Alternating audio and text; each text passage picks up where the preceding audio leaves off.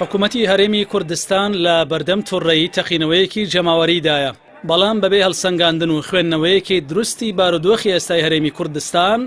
لە بری دەستبردن بۆ چاکسازی ڕاستەقینە و دەسەڵگرتن لە گەندەڵی ڕێکخراو هەر ماوەیە و هاوڵاتیان بە قەیرانێکی تازەوە خەریک دەکەن و لە بری چاکسازی ڕێشەیی سەرقاڵی گرتنی کون و کەلێنن کە ئەمەش نەک تووڕەی هاوڵاتیان دانامرکێنێتەوە، بەڵکو و تاکی کورد ئەوەندەی تر لە ئەزموونی شکست خواردووی چینی بۆرجوازی ناو حکومەتی هەرێم و حزبەکانی پشتیان ڕق ئەستورتر دەکات.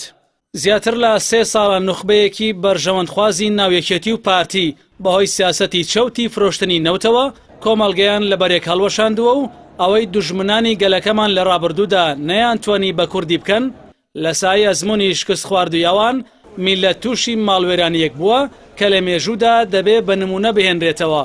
بە سەرنجدان لە خەمساردیام تاقمەی دەسەڵات و ئابووری کوردستانیان بەدەستەوەیە بۆمان دەردەکەوێ ئەوان هێشتا نایەنەوێ پەنجە لەگەڵ ناڕازاتیەکانی شەقامدا نەرم بکەن و لە ڕێگەی کۆمەڵێک سیناریۆی سواوەوە هەوڵی تێپەڕبوونی کات دەدەن و هەر کاتێکیش دەنگۆی تەقینەوەی جەماوەری بڵاو دەبێتەوە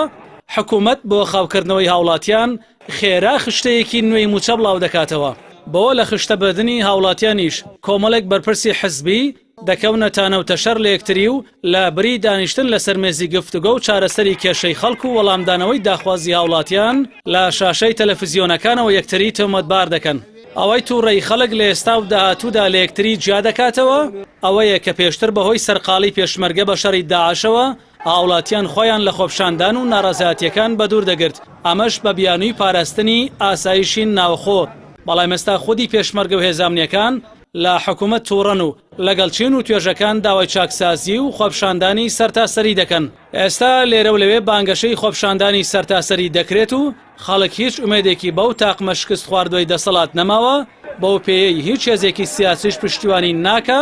هەر تەقینەوەیەکی جەماوەری خۆرسکانە دەبێت و هیچ لایەک ناتوانی بەری پێ بگرێت. لاو نێوەندەشدا هەر ڕوبەڕووبوونەوەیەکیش لە نێوان بەرەی خەڵک لەلایەک و یەکێتی و پارتی دەبێت لەلایەکی دیکەوە و یەکێکیان دەبێت ئەوی تریان ئاوتی گۆڕەپانی سیاسی بکات.